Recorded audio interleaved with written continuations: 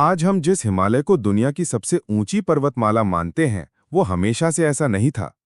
करोड़ों साल पहले इस जगह पर ऊंचे ऊंचे पहाड़ नहीं थे, बल्कि एक गहरा समुद्र फैला हुआ था, जिसे टेथिस सागर कहा जाता था। उस समय भारत एक अलग टेक्टोनिक प्लेट था, जो समुद्र पार करता हुआ धीरे धीरे उत्तर दिशा की ओर बढ़ रहा था। ये यात्रा लाखों वर्षों तक चली और अंततः लगभग 5 करोड़ साल पहले भारत एशिया से टकरा गया। ये टकराव साधारण नहीं था। जब दोनों प्लेटें भिड़ी तो टेथिस सागर की तलहटी ऊपर उठने लगी। समुद्री चट्टानें और जीवाश्म ढकेलकर आकाश की ओर उठ गए और इसी अद्भुत भूवैज्ञानिक घटना से जन्म हुआ हिमालय पर्वत।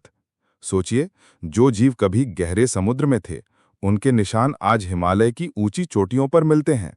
शंख, सीप और समुद्री पौधों के जीवाश्म ये गवाही देते हैं कि हिमालय धरती की करोड़ों साल पुरानी डायरी है। लेकिन ये कहानी यहीं खत्म नहीं होती। हिमालय आज भी जीवित है।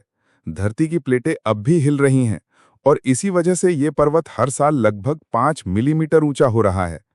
ये दुनिया का सबसे जवान पर्वत है, जो लगातार बदल रहा है। यही कारण है कि इस क्षेत्र में अक्सर भूकंप आते हैं, क्योंकि धरती अब भी अपनी नई संरचना गढ़ रही है। हिमालय सिर्फ चट्टानों और बर्फ का ढेर नहीं है, बल्कि ये भारत की संस्कृति और आस्था की आत्मा है।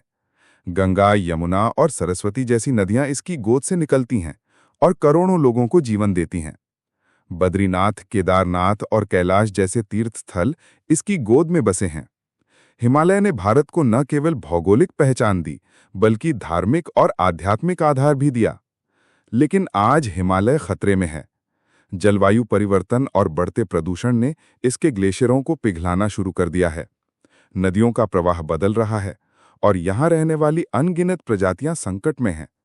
अगर हमने प्रकृति का सम्मान नहीं किया, तो आने वाली पीढ़ियां शायद हिमालय को उसी स्वरूप में न देख पाएंगी जैसा हम आज देखते हैं। हिमालय हमें ये सिखाता है कि धरती का इतिहास कितना विशाल और रहस्यमय है। जो जगह कभी समुद्र की गहराई थी, वही आज आसमान को छूती है।